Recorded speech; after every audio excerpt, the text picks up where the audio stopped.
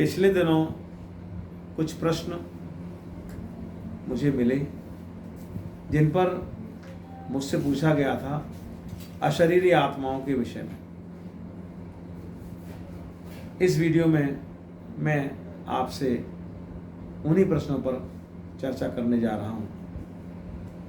सबसे पहले तो मैं आपको ये बता दूं कि मेरे गुरु श्री राममूर्ति जी परम अघोरी हैं और मैं उनका एकमात्र शिष्य हूँ जिन्होंने मुझे अघोर तंत्र में दीक्षित किया है। तो अशरीरी आत्माओं के विषय में जानने से पहले मैं आपको ये बता देना चाहता हूँ कि ये जो अशरीरी आत्माएं हैं किस प्रकार इनका फॉर्मेशन होता है, किस प्रकार ये अस्तित्व में आती हैं। बहुत सारे प्रश्न इन प्रश्नों के साथ जुड़े हुए हैं। हमारे शरीर को, जिस शरीर में हमारी आत्मा निवास करती है, जिससे हमारा अस्तित्व है, जिसे हम ये कहते हैं कि मैं हूँ, और मैं अपने आप को कई प्रकार से परिभाषित भी करता हूँ, लेकिन पूर्ण रूप से कोई परिभाषा मनुष्य अपनी या इन चीज़ों की दे नहीं पाता। वास्तव में अगर देखा जाए तो जिसे सोल या जिसे आत्मा कहते हैं वो तो परम पवित्र सच्चिदानंद स्वरूप है, लेकिन इस आत्मा के आवरण हैं कई सारे। जो पहला आवरण है जिन्हें हम कोश भी कहते हैं, जो पहला आवरण है वो अन्नमय कोश है। अन्नमय कोश है, इसके बाद प्राणमय कोश है, फिर मनोमय कोश है, विज्ञानमय कोश है, आनंदमय कोश है। इन कोशों के विषय में विस्तृत जानकारी किसी और वीडियो में आपको देंगे, लेकिन इस समय हम उन अशरीरी आत्माओं की बात कर रहे हैं जिनके बारे में मुझसे प्रश्न पूछा गया है। तो अन्नमय कोश सबसे प्राथमिक है, सबसे पहला है। जो अन्न हम ग्रहण करते हैं उस अन्न से ये शरीर प्राप्त होता है।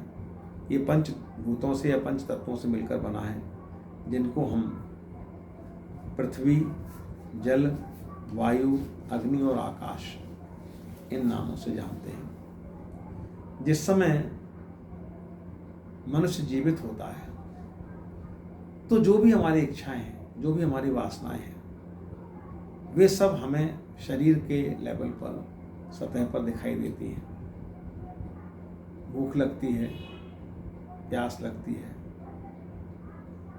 इच्छाओं को तृप्त करने की अभिलाषा भी होती है, और उन इच्छाओं को तृप्त करने के लिए मनुष्य सारा जीवन भाग दौड़ करता है।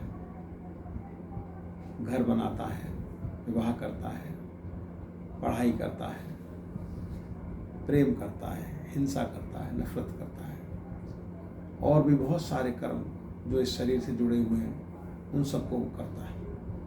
लेकिन जब धरती पर आपकी आयु समाप्त हो जाती है, एक प्राकृतिक व्यवस्था है, एक ईश्वरीय व्यवस्था है, जिसके अंतर्गत जब आपकी आयु समाप्त हो जाती है तो ये जो अन्नमय कोश है ये गिर जाता है, ये नष्ट हो जाता है, और इसका अंतिम संस्कार करके पंच तत्वों में इसे विलीन भी कर देते हैं। और ये माना जाता है कि इसके बाद बात खत्म हो गई, लेकिन बात यहाँ खत्म नहीं होती।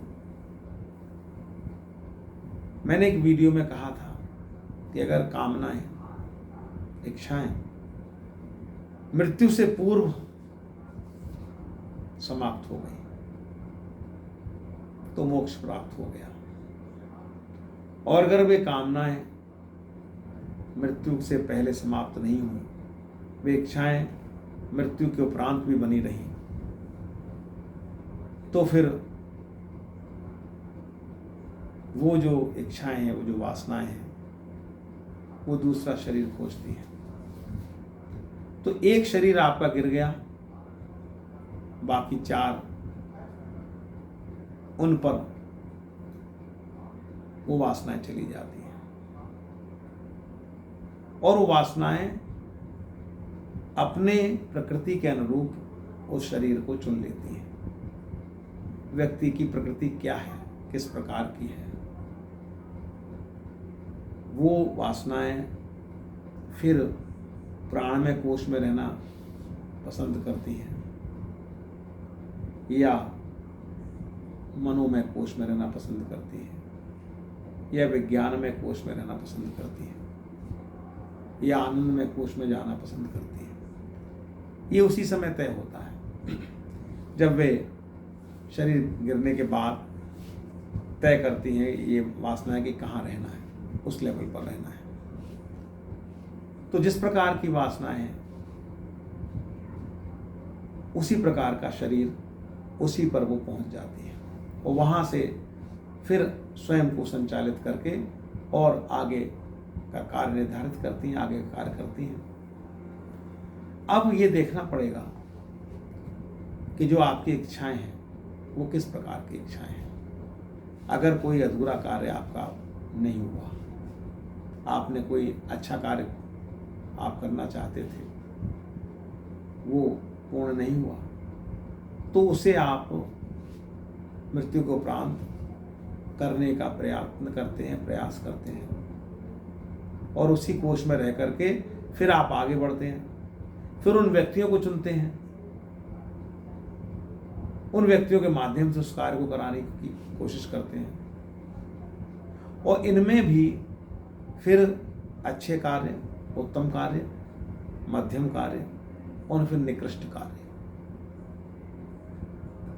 ये सभी कार्य फिर आप वहाँ पर पूरे करते हैं। उनके लिए आप शरीर चुनते हैं, उनके लिए फिर आप मनुष्यों को देखते हैं कि कहाँ पर ये हो सकता है। इसमें भी धर्मों के अनुसार विभाजन है, क्योंकि जो संस्कार है, जो धर्म का संस्कार है, जो मजहब का संस्कार है, वो मृत्युपरांत भी समाप्त नहीं होता, तो वो भी साथ जाता है। अगर हमने सत्य का भान कर लिया, सत्य का बोध हमें हो गया कि ईश्वर एक है, कहना और बातें पूरी जिंदगी हम चिल्लाते हैं ईश्वर एक है, सभी धर्म एक हैं, हर चीज़ एक है, लेकिन विभाजन हमारे अंदर मौजूद है, वो मृत्युपरांत भी रहता है।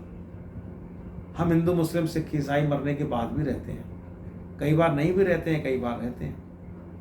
नहीं रहते हैं वो तो स्थिति बहुत अच्छी है, वो तो बात समाप्त हो गई, आप मोक्ष पर जा सकते हैं। लेकिन अगर आप हैं, मृत्यु के बाद भी हैं, तो फिर जो आपकी अशरीरी आत्मा है वो फिर उसी प्रकार की योनियां धारण करती है, आपने के इच्छानुसार, आपके मजहब धर्म के अनुसार आप उन्हीं श्रेणियों में जाते हैं। जैसे मान लीजिए आप हिंदू धर्म से संबंधित हैं, आप ब्राह्मण हैं। एक बात आप अच्छे से समझ लें, ब्राह्मण का धर्म, ब्राह्मण कोई जाति नहीं है, एक व्यवस्था है।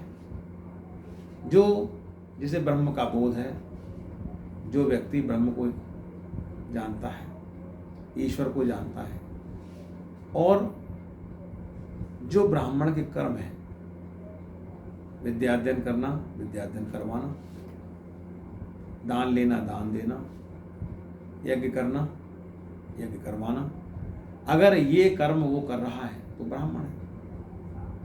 उच्च श्रेणी के कर्म अगर आपसे हो रहे हैं तो आप ब्राह्मण व्यक्तित्व हैं। और ऐसे व्यक्ति के लिए क्षमा नहीं है गलतियों की। तो अगर इनसे पूजा पाठ संबंधी कोई गलती होती है, कोई अपराध होता है, अपराध भी जानकर या अनजानकर जैसा भी होता है, उसके अनुसार फिर वे ब्रह्म राक्षस शरीर धारण करते हैं। ब्रह्म राक्षस शरीर धारण करते हैं, बहुत शक्तिशाली होते हैं और इनका कोई तोड़ भी नहीं है, बहुत शक्तिशाली होते हैं और फिर ये उस योनि में पहुंचकर बहुत खतरनाक भी हो जाते हैं। इसी प्रकार से जिंद हैं, प्रेत हैं, अतृप्त इच्छा रह गई, प्रेत योनि में चली गई। किसी पेड़ पर लटके हुए हैं, बैठे हुए हैं और वहीं से उन कामनाओं को पूरा करने की बात सोच रहे हैं, उसी भाव में जी रहे हैं जिसमें कि जिस समय जीवित थे। अगर मुस्लिम हैं तो फिर वज़न बनेंगे। इसके लिए वो मानते हैं कि इनका जो शरीर है वो अग्नि से बना हुआ, अग्नि तत्व से बना हुआ। इसी प्रकार ईसाइयों में भी अच्छी बुरी आत्माएं होती हैं। हर धर्म में अच्छी बुरी आत्माएं होती हैं, उनके अलग अलग नाम हैं। जैसे आपके कर्म, जैसा आपका सोच, उसी प्रकार की शरीर आपको मिलेगा, उसी प्रकार के कर्म आपसे संपादित होंगे। जो विचार है, जो संस्कार है, वो मृत्युपरांत भी नहीं जाता। अवचेतन मन में जो कुछ भी आपके में भरा हुआ है, जो कुछ पहले से फील है, वो मृत्यु के बाद भी आप वही करेंगे, आप उससे टल नहीं सकते। बहुत बड़ी बात है, बहुत बड़ी अनुकंपा है ईश्वर की कि अगर आप उससे टल जाएं। इसलिए कहा गया है कि 100 बार सोचने के बाद गलत काम को फिर भी मत करो। 100 बार विचार करो। अगर कोई काम करना पड़ रहा है विवेक से, आपको विवेक दिया है परमात्मा ने, बुद्धि दी है, उसका इस्तेमाल करिए, उसका प्रयोग करिए, वो गलत चीज़ों से बचिए। क्योंकि वो जो संस्कार आपके मन पे पड़ेगा, आपने अगर ठान लिया, आपने अपने मन में अगर ये भाव बना लिया कि मैं अभी इस समय कमज़ोर हूँ और सामने वाले से मुझे बदला लेना है, तो याद रखिए, अगर ये भावना आपके साथ गई तो मृत्युपरांत भी ये भावना आपके साथ रहेगी और आप बदला लेने के लिए और 10 गुने वेग से तत्पर हो जाएंगे मृत्युपरांत, और फिर उस कार्य को आप पूरा करने का प्रयत्न करेंगे। आप ले पाते हैं नहीं ले पाते हैं, ये फिर कर्म के हिसाब पर निर्भर करता है। इसलिए जितनी जल्दी हो सके मनुष्य शरीर में आपको ये मान लेना चाहिए कि जो कुछ भी मेरी स्थिति है, अपनी स्थिति के लिए मैं स्वयं जिम्मेदार हूँ। जब तक आप दूसरे को जिम्मेदार मानते हैं तो आपके अंदर बैर भाव, प्रीति, घृणा, ये सब चीज़ें बनी रहती हैं। इसलिए आपको चाहिए कि आप मृत्यु से पहले इन भावों का शमन करना सीखें, उस परमात्मा पर डालें। अच्छे गुरु से किसी से दीक्षा लें, दीक्षा ग्रहण करके गुरु भाव, अगर नहीं कोई गुरु मिलता है तो आप परमात्मा को, भगवान शिव को, माँ भगवती को, या जिस धर्म में भी आप हैं उसमें किसी को अपना गुरु, क्योंकि गुरु जो तत्व है, एक गुरु एक तत्व है, उसको आप मान करके उसमें आप तत्पर हो जाइए और अच्छे कार्यों कीजिए। क्योंकि वहाँ अगर आप अशरीरी आत्मा में पहुँच गए, हमारा तो व्यक्तिगत अनुभव है। मेरे गुरु जो को मैंने बताया आपसे वीडियो पहले कि वो अघोरी हैं, इसलिए हमारा तो व्यक्तिगत अनुभव है। बहुत सारी अशरीरी आत्माएं, बहुत सारी अच्छी और बुरी आत्माएं हमारे संपर्क में हैं, रहती हैं। वो तत्व हम उनके बारे में अच्छे से जानते भी हैं। ये सब चीज़ें होती हैं, इनका अस्तित्व है। और वहाँ पहुंचकर फिर आपके पास कोई विकल्प नहीं होता। जो उस समय एक बार ठान लिया कि ये करना है, तो आप उसी में हमेशा उसी में तत्पर रहते हैं। और फिर आप मरने के बाद किस व्यक्ति के हाथ पड़ेंगे, कहाँ भटकेंगे, कहाँ जाएंगे, कुछ भी नहीं पता।